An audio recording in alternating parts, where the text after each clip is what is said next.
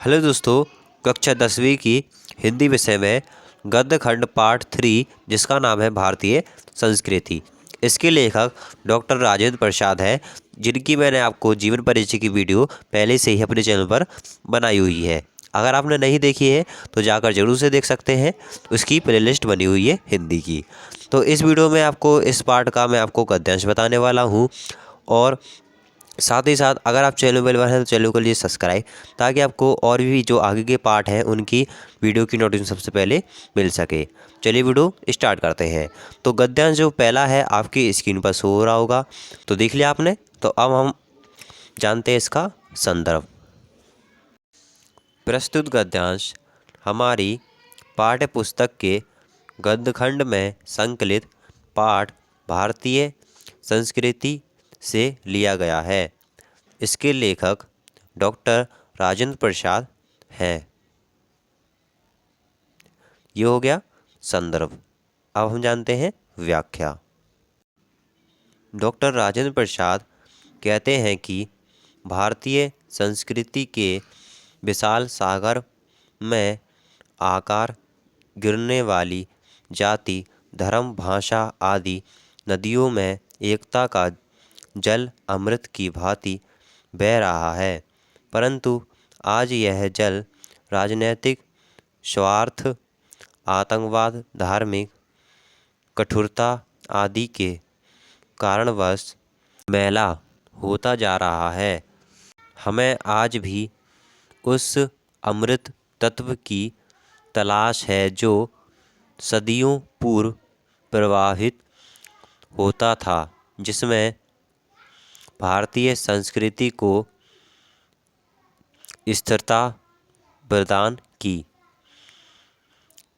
लेखक कहता है कि हमारी यह इच्छा है कि सभी लोगों में प्रेम एवं राष्ट्रीयता की भावना का संचार हो।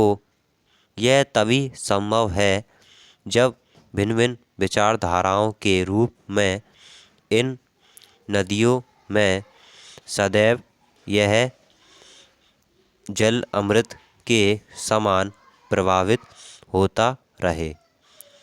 राष्ट्रीय भावना एवं प्रेम का विशाल रूप ही सनातन धर्म है। भारतीय संस्कृति में विभिन्नता में एकता एक ऐसा अमृत तत्व है जो आज भी विद्यमान है। उसी अमृत तत्व के आधार पर ही भारतीय संस्कृति का भविष्य ही उज्जवल होगा तथा भारतीय संस्कृति का अस्तित्व सदैव विद्यमान रहेगा। तो ये हो गया है व्याख्या, जो कि पहले वाले गद्यांश की। अब मैं देखिए इसमें कुछ छोटे छोटे प्रश्न बनते हैं जो कि आपको खुद ही से छांट कर लिखना होगा। ठीक है, इसमें भी मैच कर जाएगा, और जो उसमें मैंने आपको गद्यांश दिखाया उसमें भी थोड़ा बहुत मैच कर जाएगा। ठीक है, तो मैं आपको इसमें संदर्भ और व्याख्या, तो संदर्भ तो मैंने आपको बता दिया है, जितनी भी गद्यांश है संदर्भ उसमें सभी में आपको एक ही लिखना होगा। तो संदर्भ आपको केवल एक बार लिखना होगा अगर आप नोट्स बना रहे हो तो। अब मैं आपको व्याख्या बताता जाऊंगा हर एक गद्यांश की। तो दूसरा वाला जो गद्यांश है आपकी स्क्रीन पर शो हो रहा होगा। ठीक है, तो अब मैं आपको इसकी व्याख्या बताता हूँ। संदर्भ पूर्ववत लिखना अगर आप नोट्स बनाते हैं, जब आप एग्ज़ाम में लिखें तो संदर्भ पूरा लिखें, जो कि मैंने आपको पहले ही लिखवाया है।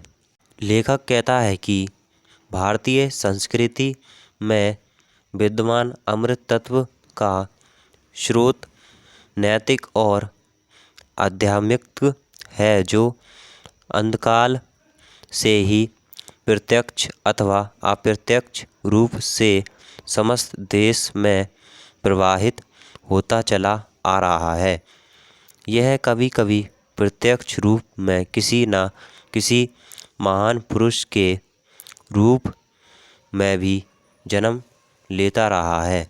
यह हम भारतीयों को सौभाग्य है कि हमने अपने बीच चलते फिरते हंसते रोते हुए महात्मा गांधी के रूप को प्रत्यक्ष रूप में देखा है। महात्मा गांधी ने इस संस्कृति को अमरता प्रदान की है। इनके माध्यम से ही भारत को उसकी अमरता का पाठ पुनः पढ़ाया गया है। इन्हीं के मूर्त रूप ने परतंत्रता के परिणाम स्वरूप निराशा से मुरझाए हुए मन में आशा रूपी ऊर्जा का संचार किया है। हमारी सूख चुकी हड्डियों को अमृत तत्व की स्मृति दिलाकर उसमें नई मज्जा प्रदान की है। सत्य और अहिंसा के तत्व ने भारत को नव जीवन और ताजगी प्रदान की है। तो ये हो गया है दूसरे वाले जो गद्यांश है उसका व्याख्या। इसमें देखिए मैं आपको अगर जैसे यहाँ पर थोड़ा सा टाइप करने में मिस्टेक हो जाता है तो वो आप ठीक कर लिया करें। जो गद्यांश है वो आपकी स्क्रीन पर शो हो रहा होगा। अब मैं आपको इस गद्यांश की व्याख्या बताता हूँ। लेखक कहता है कि अहिंसा तत्व हमारी भारतीय सभ्यता एवं संस्कृति का मूल तत्व है। जहाँ कहीं भी हमारे ग्रंथों में नैतिक सिद्धांतों की चर्चा की गई है वहाँ मन, वचन और कर्म से अहिंसा का उल्लेख अवश्य किया गया है। लेखक के अनुसार अहिंसा त्याग है, त्याग करना ही अहिंसा है और दूसरे अर्थ में अहिंसा ही त्याग है। अहिंसा और त्याग एक दूसरे के पूरक हैं। ठीक इसी प्रकार हिंसा का अन्य नाम व रूप स्वार्थ है। यह स्वार्थ ही प्राय भोग बनकर हमारे सामने आता है। हिंसा ही स्वार्थ है और स्वार्थ का प्राय हिंसा है। जब मनुष्य स्वार्थ के कारण किसी अन्य को हानि पहुंचाता है तब हिंसा का जन्म होता है। उपनिषद में भी कहा गया है संसार का भोग त्याग की भावना से करो। एक समाज का दूसरे समाज से तथा एक देश का दूसरे देश से संघर्ष होने के पीछे का कारण ही भोग ही है। यदि हम त्याग की भावना रखते हैं तो इस संघर्ष को समाप्त कर सकते हैं। आशा यह है कि यदि हमें समाज से सभी विरोध और संघर्षों का समापन करना है तो हमें अपनी भावनाओं में नैतिक चेतना को इसी तत्व से संपन्न करना होगा। ये हो गया तीसरा वाला गद्यांश कंप्लीट। अब हम करते हैं 4 वाला गद्यांश जो कि आपकी स्क्रीन पर शो हो रहा होगा। तो संदर्भ इसका पूर्ववत हो जाएगा। अब मैं आपको बताता हूँ इसकी व्याख्या। भारतीय संस्कृति के बारे में लेखक बताता है कि हम भारतीयों ने अन्य देशों के लोगों को सहजता से स्वीकार किया और अपने में इस प्रकार घुल मिल गए मानो वे हमारे ही अभिन्न अंग रहे हों। जितनी भी विदेशी संस्कृतियां यहाँ आई हैं वे भारतीय संस्कृति का अंग बन गई हैं और वे इस प्रकार घुल मिल गई हैं कि उन्हें अलग करना कठिन हो गया है।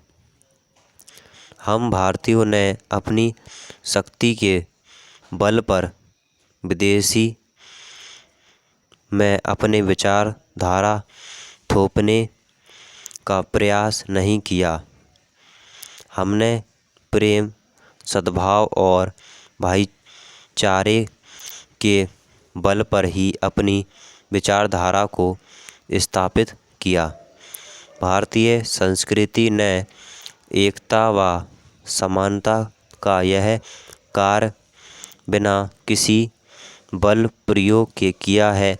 उन्होंने सदैव प्रेम और मित्रता की भावना से दो भिन्न भिन्न संस्कृतियों को एकाएक किया है।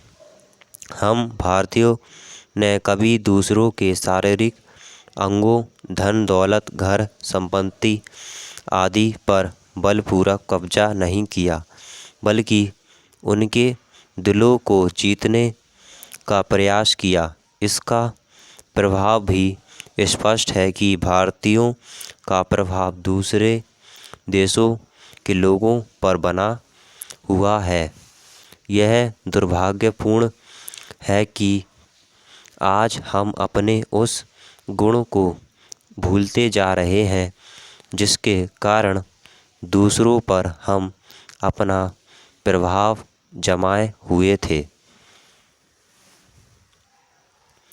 तो ये हो गया है जो 4 गद्यांश था उसका व्याख्या। ठीक है, तो अब मैं आपको बताता हूँ व्याख्या 5 का जो गद्यांश है स्क्रीन पर शो हो रहा होगा। लेखक कहता है कि भारतीयों पर भिन्न भिन्न प्रकार की प्रकृति व मानव विपत्तियों पड़ी हैं, परंतु इसका सामना करते हुए भी यहाँ के लोगों की सृजनात्मक शक्ति में कोई कमी नहीं आई। इतिहास को साक्षी मानते हुए लेखक ने कहा है कि भारतवर्ष में न जाने कितने ही साम्राज्यों का गठन हुआ और कितने ध्वस्त हुए। भिन्न भिन्न संप्रदाय, धर्म, जातियाँ विकसित हुई और उनका पतन भी हुआ तथा विदेशियों ने भारतीयों पर आक्रमण कर उन्हें अपमानित भी किया। प्रकृति की बात की जाए, चाहे मनुष्य जाति ने एक बार नहीं उनके बार बार भारतीयों पर मुसीबतों के पहाड़ ढाए हैं, परंतु हमारी संस्कृति इतनी महान है कि उसने संपूर्ण संसार को स्वयं के अंदर समा लिया है।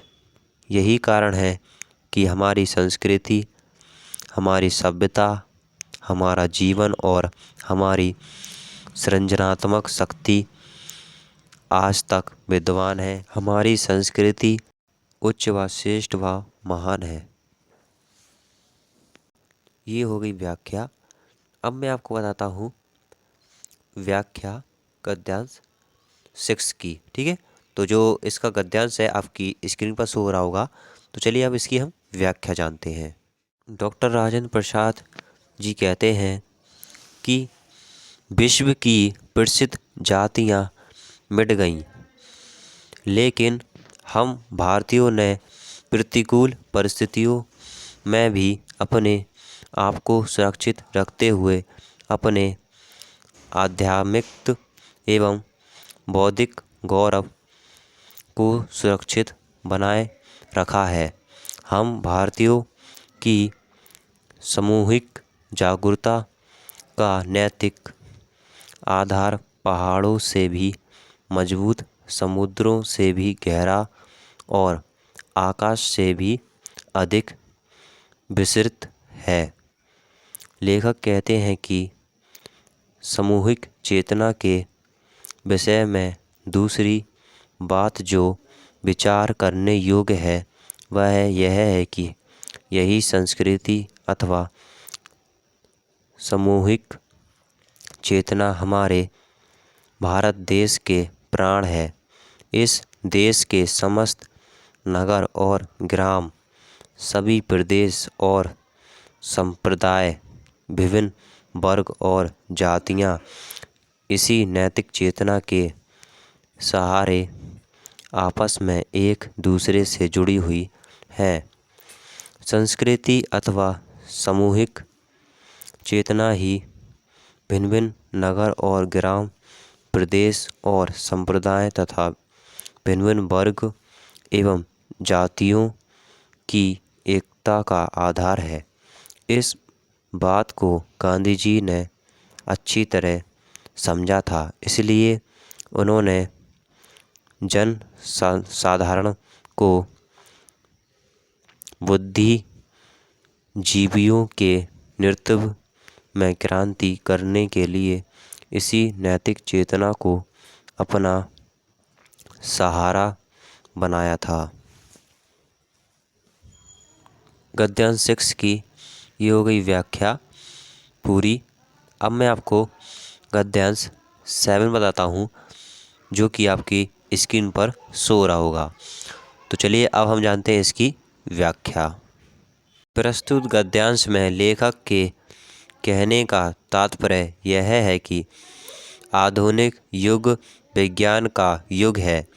वैज्ञानिक आविष्कारों ने मनुष्य को अद्भुत एवं अतुल्य शक्ति प्रदान की है, किंतु विज्ञान से प्राप्त शक्तियों का प्रयोग मानव द्वारा उचित रूप से नहीं किया जा रहा है। जहाँ एक और मनुष्य विज्ञान द्वारा प्रदान की गई है शक्ति का प्रयोग अपने तथा अपने समूह के विकास में कर रहा है, वहीं दूसरी ओर दूसरे व्यक्ति एवं दूसरे समूह को गिराने के लिए करता है।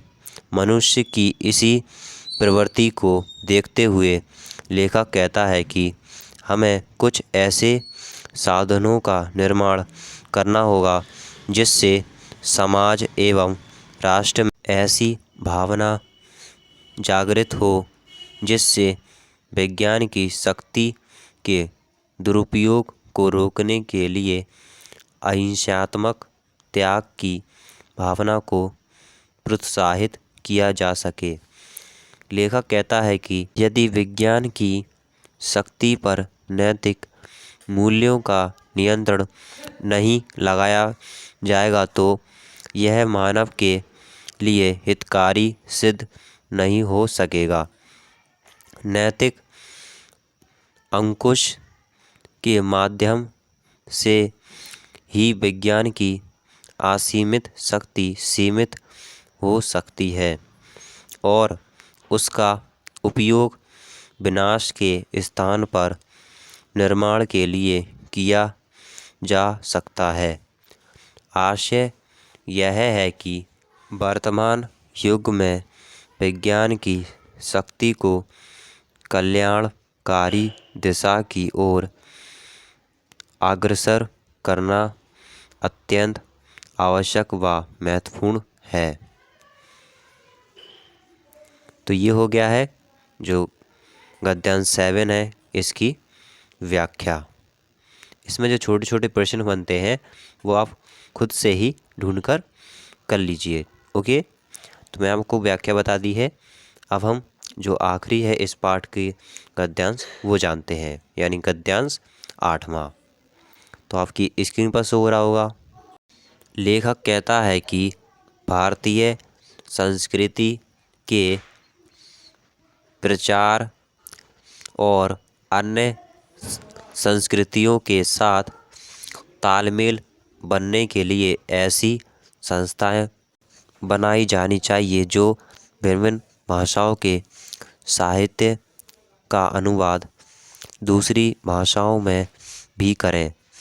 इससे किसी एक भाषा के साहित्य का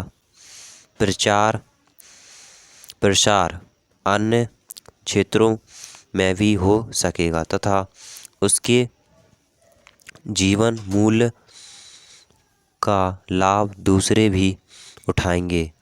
इसके अतिरिक्त इससे एक लाभ यह है कि साहित्यिक रुचि के लोगों को अच्छा साहित्य पढ़ने को मिलेगा, क्योंकि अच्छे साहित्य सृजन पर भी बल दिया जाएगा। इसके लिए साहित्यकार भी प्रेरित होंगे। इससे एक दूसरे के विचार, परंपरा और रीति रिवाजों को जानने समझने का अवसर मिलेगा। साहित्य और साहित्य प्रेमियों के अतिरिक्त इससे भारतीय संस्कृति को भी लाभ मिलेगा। तो ये हो गया है गद्यांश कंप्लीट। ठीक है, जिसकी मैंने आपको व्याख्या बता दी है। ये इस पाठ का आखिरी गद्यांश था। तो आशा करता हूँ कि आपको वीडियो पसंद आई होगी। पसंद आए तो लाइक कर दें, साथ ही चैनल को सब्सक्राइब कर दें।